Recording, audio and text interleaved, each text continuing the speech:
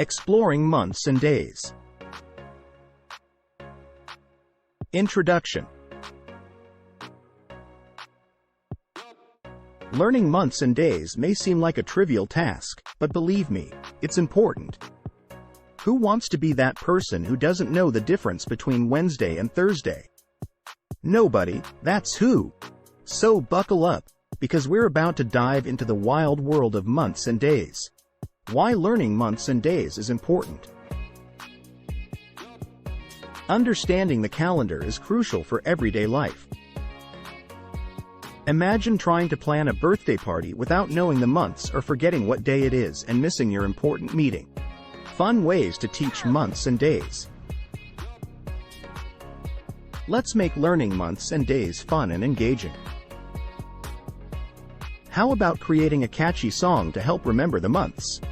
Or turning them into a game where you have to match the month with its corresponding holiday? The possibilities are endless when it comes to making learning enjoyable. Months of the year and days of the week. January, February, March. Wait, why do they have such weird names? Months have a fascinating history behind their names. From Roman emperors to ancient gods, each month has its own unique story. From Norse gods to Roman mythology, each day has its own epic tale. Here are the months. January, the first month of the year. February, the second month of the year, and it's known for Valentine's Day. March, the month that often marks the beginning of spring. April, known for April Fool's Day and the arrival of warmer weather in many places. May, a beautiful month when flowers bloom and Mother's Day is celebrated. June, the start of summer, with longer days and warmer temperatures.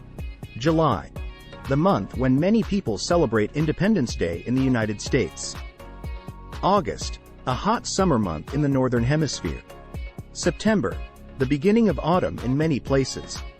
October, known for Halloween and the changing colors of the leaves.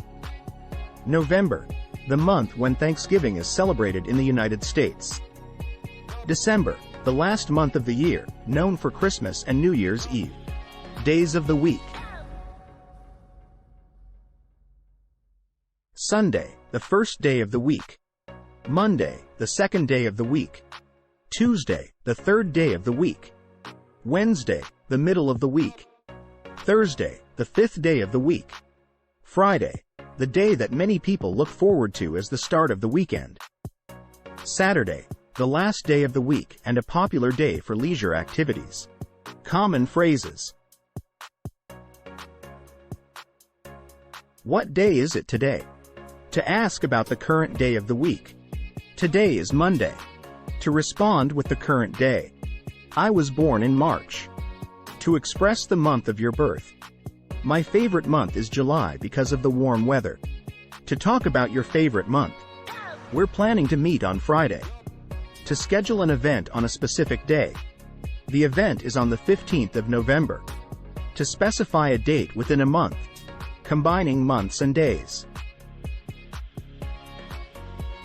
Talking about dates.